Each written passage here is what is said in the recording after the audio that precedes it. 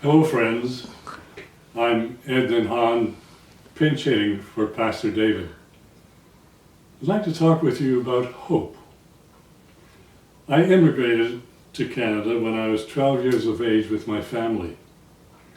We hoped for a better life in Canada, though we knew very little about the country. It was 1950. World War II had just ended. My school had been a German Army office, denying me schooling for a couple of years. Following the war, my parents sought a better future elsewhere. Our hope was placed in Canada. We arrived in Canada poor, but full of hope and courage. Time has passed. I'm now 80 years of age, and my hope has deepened. I met hopelessness in my career as a pastor. Some friends suffered nervous breakdowns. Others lost hope and froze in isolation and despair.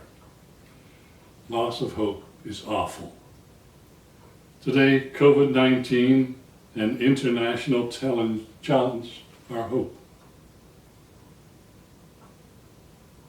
Where does hope come from? Anne Voskamp, in her book The Broken Way, shares her path of hope. Anne's helpful illustration points to cracks in a jar that let in the light, illuminating the dark. Life's cracks filter in hope for us, writes Anne. When troubled, writes Anne, life's hope enters through the cracks as in a broken jar. The Apostle Paul lived in hope. Paul experienced religious persecution. Religious persecution cracks our soul, attacks our hope.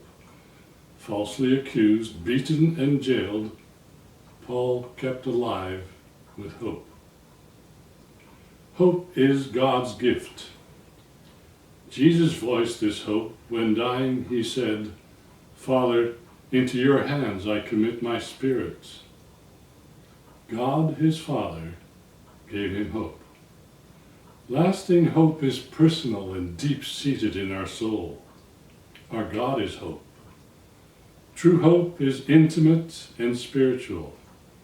Hope is not an attachment or possession. It forms part of our being, our heart, and loves. Hope is God's gift of himself as eternal lover of the world. God is hope. Encourage hope, please. When you are hopeful, share it. When you're hopeless, invite a friend to hope with and for you.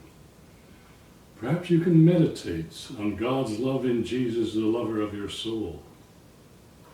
Can you express hope courageously, peacefully, as you love God and neighbor?